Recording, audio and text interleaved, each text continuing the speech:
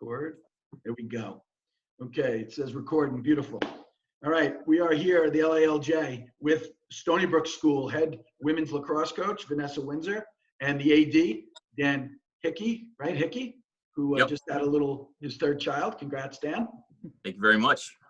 It's good to have both you on board. We're gonna talk about Stony Brook, and we just were speaking before we started recording, and I want Dan and Vanessa to talk about the Stony Brook School as a school, and then talk about some of the great things that are happening at your school and what you're going to be doing, with obviously what's going on in our world, some of the new things that are going on at Stony Brook that might, get a young lady or a young man excited to come to the school. So I'll let you start, Dan, and just jump in, Vanessa, whenever you got something to say. Yeah, well, I appreciate the time and the forum. So I guess I'll kind of give a brief snapshot of who we are as a school, and then I'll talk about some of the decisions we've made based on the current global challenges that are unfolding due to COVID-19. So the Stony Brook School is a private, academically rigorous school here in Stony Brook, New York, grades 7 through 12. And we've been in this location since 1922, so finishing up our 98th year. And I would say what's defined us for a long time as a school is a couple of things. Number one, I mentioned that our academic program is very, very high. So for instance, this year, 37% of the graduating class is going to go to the top 25 schools in America, based on the US News and World Report rankings. So that just kind of gives you an idea of the caliber of student that we're working with. I would say another hallmark of our program is our focus on character education. There's lots of schools out there, particularly in the private school sector, that talk about character education, but we really try to bring that home and thread it really intentionally throughout our entire program, whether it's on the academic side, in co-curriculars like athletics and the arts.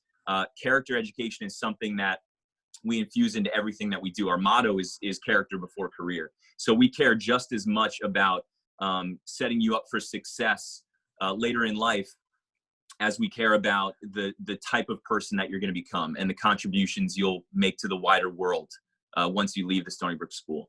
And we also are a Christian school, so we have the Christian ethos undergirding everything we do. Though it's a very diverse community because we're not a covenantal school, meaning we don't have our students or parents sign a statement of faith. So while the Christian ethos undergirds our entire program, we have students who are Jewish and who are Buddhist and Muslim and atheist, and some students that probably couldn't tell you what they are. So it's a really beautiful, diverse community that has great open dialogue and is really inclusive, and I think sets our students up really well to interact with a very diverse world. What I'll say is, if you ask most people on Long Island, they'll have heard of the Stony Brook School and they'll say that's a great school. If you ask them about our athletic program, they'll probably say, I don't really know much about it. And so what we are really trying to do is close that gap between how high achieving we are on the academic side to how high achieving we are on the athletic side. We really aspire to be like a Stanford at the high school level. You think of Stanford, you think of how difficult it is to get into and what a great academic opportunity is there. And then you also think of the over 100 national championships they have as a school. And so we aspire to be that kind of school, and we're closing the gap pretty rapidly. And what's helped that has been our move from Section 11 to the Private Schools Athletic Association. So we really enjoyed our time in Section 11. We were there for 45 years. We built great rivalries with schools like Port Jeff and Pearson, and it was a really good fit for us. But the transfer guidelines that New York State came out with 2 years ago that said you couldn't change schools without a corresponding change of address really hurt us as a 7th through 12th grade private school. We don't have any feeders. And if you can't come here and play your sport, that really cuts into our ability to attract well-rounded student athletes. So we moved to the Private Schools Athletic Association, and it's been a really good fit for us. Last year, we won 13 league championships, which was a single-year record for the league, and we're at a really high watermark in a number of our sports. And so to pivot now towards talking about the current situation, the NCAA's decision to add a 5th year of eligibility for their spring athletes while I'm very happy for those athletes, I think it's, you know, it's something that they deserve to not miss out on that experience. It's caused a domino effect with the upcoming high school recruiting classes. So certainly the class of 2020, even the class of 2021, and potentially beyond, are really thrown into a tumultuous situation where they may have less scholarship money than they were initially promised. They may not have a roster spot they were initially promised. And a future that was so secure a month ago is now very much up in the air.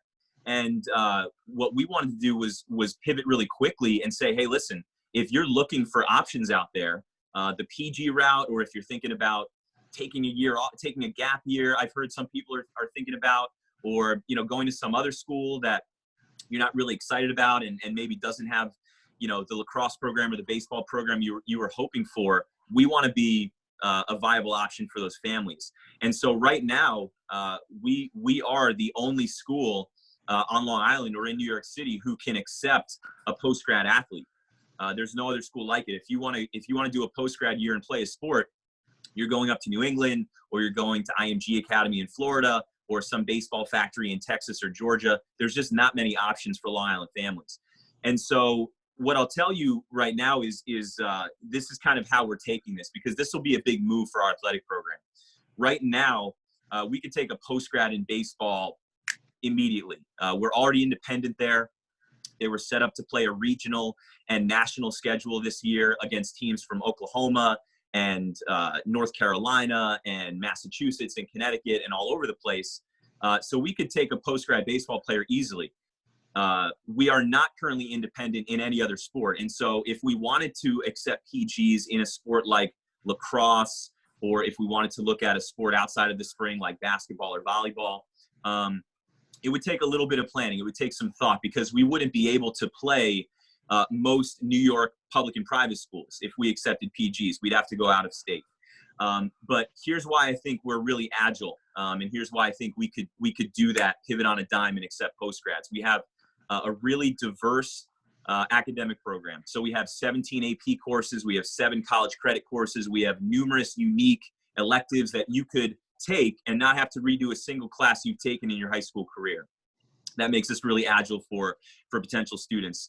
We're also a part of a league in the PSAA that would allow us to take a team and make them independent and keep all of our other teams in the league. And that's not something that we were able to do in Section 11. So for those reasons, we feel like, hey, if we can get this word out at, you know, Long Island Lax Journal and Newsday and other places, and if we can generate some interest from some families, we can pivot and make that decision really quickly to go independent, because we have that kind of agility. What I want Vanessa to do right now is talk about some of the ideas that we have as a school. If we wanted to accept PGs in, we could really flip the script in terms of what a school is able to do from a lacrosse perspective, and we can be really creative in terms of the program we're able to offer. So you want to chime in here, Vanessa? Sure. So just a little bit about my background. You know, before coming to the Stony Brook school and starting the varsity program, I was a college assistant on the Division III level. It's not uncommon to hear of independent schools playing colleges. You're able to do that. So with that, you know, some of our thoughts on that, if we do pivot in this way, we'd be able to make it more of a travel schedule in terms of, you know, fall ball tournaments. The big one that we really talked about was the President's Cup, going in as just an open house team, which would be really exciting and be able to get not only our current athletes the exposure that they're looking for. We have several players right now that are really up there on Long Island lacrosse. So we're really excited about our 2022s, 2023s coming up in our program right now. Adding in this, I think it would just help everyone in terms of being able to be seen on the lacrosse circuit in that way. So a few ideas we had, you know, talked about were, you know, going, as well as even, you know, reaching out to local colleges, colleges that are in New York City, colleges where we can really, you know, maybe set a schedule to play them. So I think it would be a really unique opportunity that other schools can't offer. I mean, PG years are common, like Dan said, in New England. I know several major pro lacrosse players who have done a gap year and a PG year, and it's worked out really well for them because they were able to go to the school that they wanted to go to. And especially with our academics, I think it speaks for itself that we have so many students that are going to the top universities in the world. And so I think it's just a really unique opportunity in the lacrosse circuit. For me, uniquely, it's just very unique, and I'm excited as a coach to have the potential to possibly do this on this level. A couple questions for you guys, and either of you can answer it. Obviously, being such a high academic school, being that you're a high academic school, would they have to come to you with certain transcripts in order to attend Stony Brook School?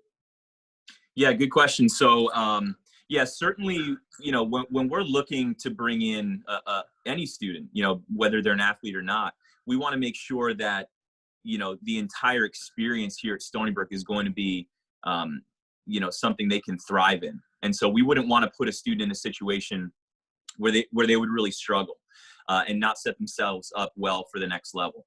But I'll counter that by saying, I mentioned our diversity in terms of our, the religious makeup of our student body.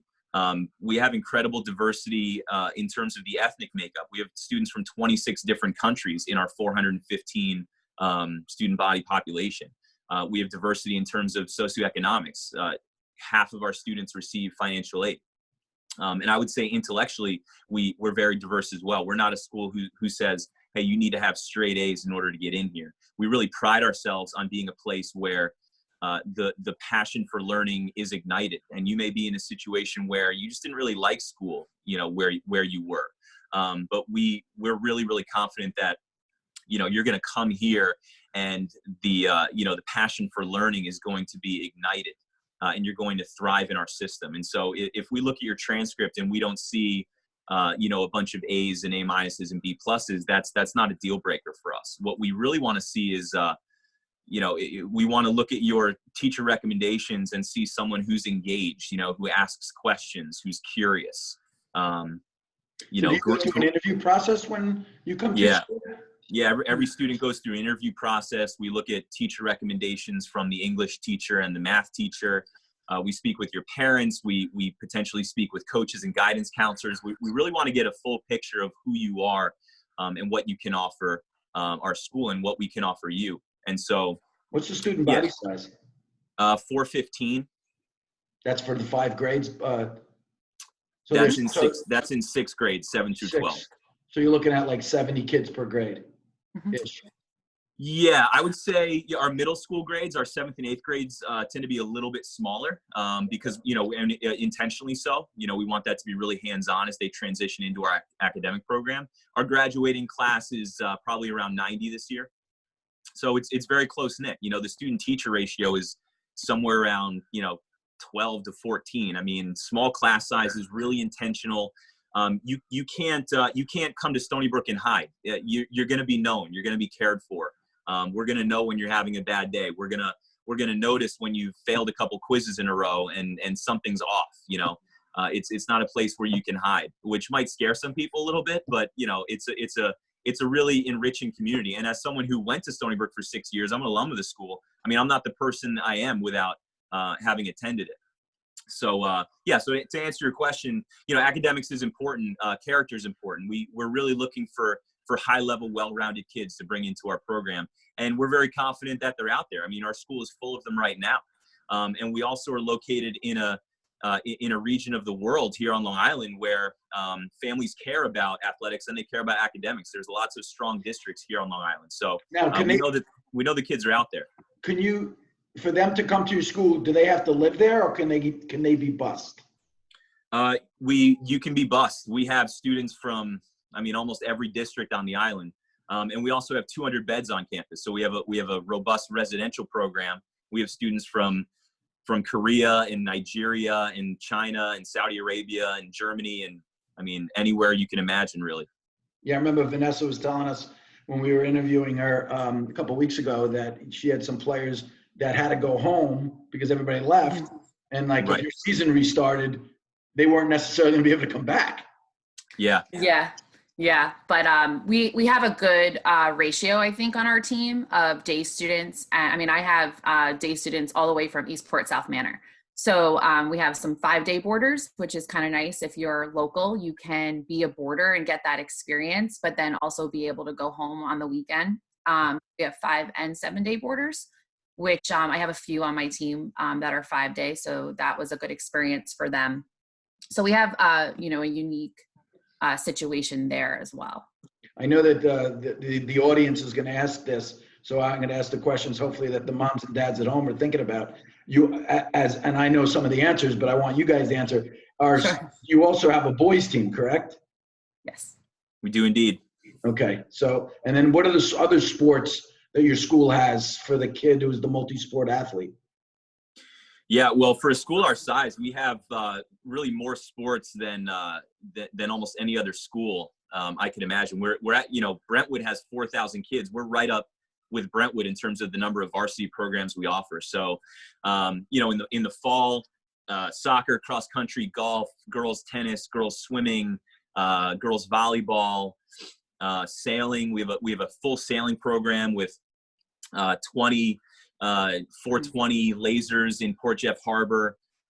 In the winter, boys and girls basketball teams, boys swimming, wrestling, and then in the spring we have boys and girls badminton, baseball, track, obviously lacrosse, sailing again, boys tennis. So it lots and lots of offerings. And you know, as I said, a lot of teams competing at a really high level. I mean, the girls volleyball team has been undefeated the last 3 years. The boys basketball team was in the Nice A State tournament this year. Both lacrosse teams, their first year back at the varsity level was last year. Actually, they both made the playoffs. We didn't have either team for about 10 years until I brought them back around 4 or 5 years ago. And they're thriving. So, you know, we feel like we're a program on the rise, and we're just looking for more and more people to buy in and believe in it as we continue to grow. Well, I think, you know, part of our mission is education. And when we use the word education, sometimes we're just talking about making the Long Island lacrosse community knowledgeable about what's in their backyard. Yeah. And ironically, you know, obviously, myself, I've lived on the island since the early 90s, and I remember when Stony Brook School was a force in the lacrosse world. Oh, and yeah. I know from spending a little bit of time with Vanessa that the girls' program's in real good hands. I'm sure your boys' program. Oh, thank you. No worries. I'm sure your boys' program's in equally as good hands. Tell us a little bit about your boys' coach and where he, you know, did his education. Yeah, absolutely. So Brian Hildebrand is our boys coach. He's well connected in the Three Village youth lacrosse circuit. Knows a lot of guys. His son plays for Ward Melville, so you know, he's really steeped in the fertile grounds of North Shore Lacs. So he started off as our assistant, and this year moved into the varsity head coaching job. And I was really excited about him taking it over. He's not only is he a great X's and O's guy, he knows the game really well, but he's just a really good person. He's a high character individual that makes me really confident that the young men in my program are not only going to grow as players under him, but they're going to grow as people, and they're going to be supported well and challenged in the right ways. And so it's unfortunate we only had 2 weeks of our season before it was over, but you know, he's our coach long term, and he's got you know, some really creative ideas in terms of where he wants to take it and how he wants to recruit. So that program's in really good hands. And, you know, one of the reasons why we think we can grow really rapidly as a program is because the pedigree is there. I mean, you mentioned how strong we were back in the 90s. You know, we won back-to-back county titles in 94, 95 at the Class B level. That was the smallest level at the time, whereas we would normally be a C school. I mean, we beat Half Hollow Hills West in those 2 games, and think about how much bigger they are than we are. And the ripple effect from that program goes out. I mean, from 97 to 2000, we had a Stony Brook player on a men's lacrosse national champion. Jake Kenny won 2 titles at Princeton in 97, 98. Derek Kenny was the starting keeper for UVA in 99. And then Liam Banks was the MVP of the 2000 championship game with 6 goals. And he did his senior year at Ward Melville, but he came up through our system through his junior year. And then, you know, we had guys going everywhere. I mean, Jim Bickley went to Maryland, Ben Battani went to UMass, Nate Carlson went to Hopkins, Dave Metz and Sean Mentz went to Drexel, Nick Maritas went to Georgetown. I mean, name a school, and I can tell you a player that went there. And John Kenny, who really started our program in 1987, he moved on to Detroit Country Day and did some amazing things with that program. And David Castle, who had been his assistant, followed in his footsteps and did some great things. He ended up moving to Annapolis Area Christian, another lacrosse powerhouse. And we never quite carried that momentum forward. We had some great individual players. I mean, Greg Titus graduated in 2003, and he won 4 championships at Salisbury. And Connor O'Keefe went to Nazareth. And we had some great players coming out of the program. But in terms of the level of team achievement, it was on a downward trajectory until the program fizzled out by the time I was playing lax in college. So we didn't have it for about 10 years. I brought it back 4 years ago. And, you know, we think we're going to be a program that grows really rapidly because we have a passionate alumni base. We're in a lax-rich area. We know how to build a program. We've done it before, and we just need people to buy in. Yeah, well, I got to tell you something. Listening to you two gets me excited about being around this game, and that's one of my favorite parts about doing what we do with the LILJ. And I'll tell you the biggest reason, the most important thing that we try to preach to the young athletes that we mentor is character, and that's what you guys start with. And when you start with the most important, what we call intangible, when we talk to a college coach, we never talk about lacrosse. And that's what we try to explain and we also try to tell parents, when we talk to you about your child, we're never going to talk about lacrosse or the level of lacrosse that they're going to play collegiately. And the reason we never talk about that is because that's not what's important. I mean, you mentioned you went to Gordon College. You mentioned you went to Adelphi. I went to Ithaca. There's so many amazing places to be educated and have an amazing experience in college.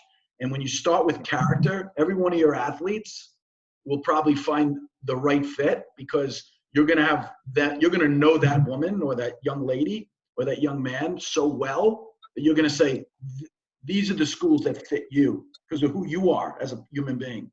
And I think that's so important. And I hope the parents that are going to be listening to this realize that, and they evaluate, and they evaluate if Stony Brook School is the right fit for their daughter or their son.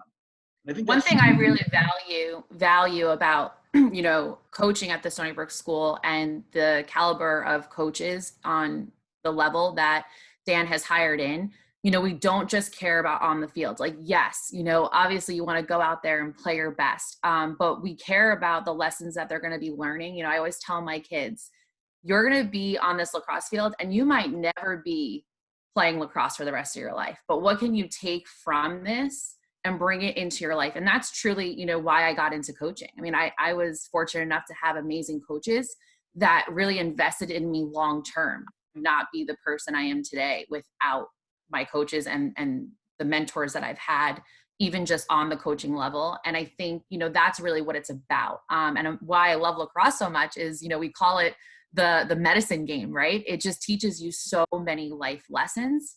I'm sure everyone can say that about their sport, but there's something just really unique about lacrosse, you know, having to come together as a team, just the way that, you know, you can't get that ball up the field without the other person. And I think that that's a really good reflection of life. You need other people to come around you and support you. And that's why I was really excited, you know, when Dan had talked to me about, you know, these PG years, because I think right now during a time like this is where coaches have to step up and really support these kids that are going through this, you know, athletes losing their senior year. You know, I just had another conversation with my mentor, Alexis Wagner, yesterday.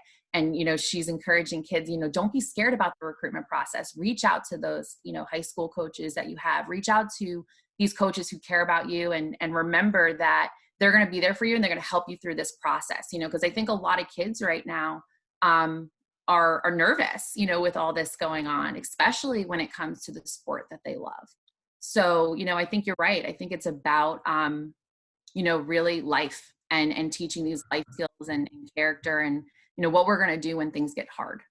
You know, it's funny. We were on a Zoom call this morning with our staff, and I was talking to a bunch of the individuals that work on the LILJ, and we were talking about something that was pretty interesting. And it was, many athletes get injured and miss their senior year because of an injury. And it's really hard for that particular student athlete because their team is playing and they can't do anything to help but, you know, support them emotionally or be like an assistant coach on the sideline or whatever. Yeah. And so not everybody knows what that athlete is going through because the kids that are playing are obviously playing. But here it is where everybody's going through it. Here it's everybody's injured. Nobody's playing. So it's coming together as a unit. And I've noticed, obviously, you know, my social media feeds tend to be lacrosse driven, but I've noticed in the lacrosse world how everybody's trying to like kind of put something out there to support each other. And I think that's wonderful. And I think that's throughout the sport that all three of us love. I know Dan oversees all of the athletics at Stony Brook, but I know you're an ex-Laxer, so you understand the passion. I mean, Definitely. I think that if the parents could just take a step back and evaluate their child's situation, because everybody's going to be different. Yeah. And then evaluate if a school like Stony Brook is something for them, or even if they just go and visit and see it, even if it might not be, they don't know yet. Right. I mean, that's something to evaluate. It's no different than when you pick a college. How can you tell me you don't like the school if you never visited it? It's true. It's true. When people tell me they looked online, I laugh because Yeah. it's like you don't get a vibe online. You get a vibe by driving into the campus, walking the campus, meeting the students, meeting the coaches, meeting the teachers. So it's the same thing with Stony Brook schools. I think it's important that the people that watch this, and I'm going to send this video out to all the high school coaches, and you know there'll be a handful of high school coaches that forward it. There'll be a handful that don't. But the most important thing is that they do it for their kids, because that young lady, a young man who's a 2020 right now or 2021 and wants to evaluate, and they might come in 2 years. And something that Dan said I think is very important for the public to hear. I was on the phone call about right when this hit with a Division I men's lacrosse coach, and he said something I thought was fascinating. I said, so how are you handling this with your team? You know, everybody talks about the seniors. But he talked to me only about his freshmen. He had 7 freshmen that were contributors this year. And him and his coaching staff were talking about making sure that they stayed a 5th year. So it was going to affect the 22s and 23s. Yeah. And the money that they spent in the future on these kids, because they want to give these freshmen that are really 2019 high school graduates more money so they can come back for their 5th year. So it's going to be a ripple effect all the way down to probably the 23s, maybe even the 24s. I think you're right. But it's going to depend on the school. Everything's going to depend on the school. You know, like the Ivy League and the Patriot League, you graduated, you can't come back to that school. Correct. You know, Michael Sowers, who's arguably one of the best players in the country, he's being recruited now again to go play his 5th year somewhere else. Right.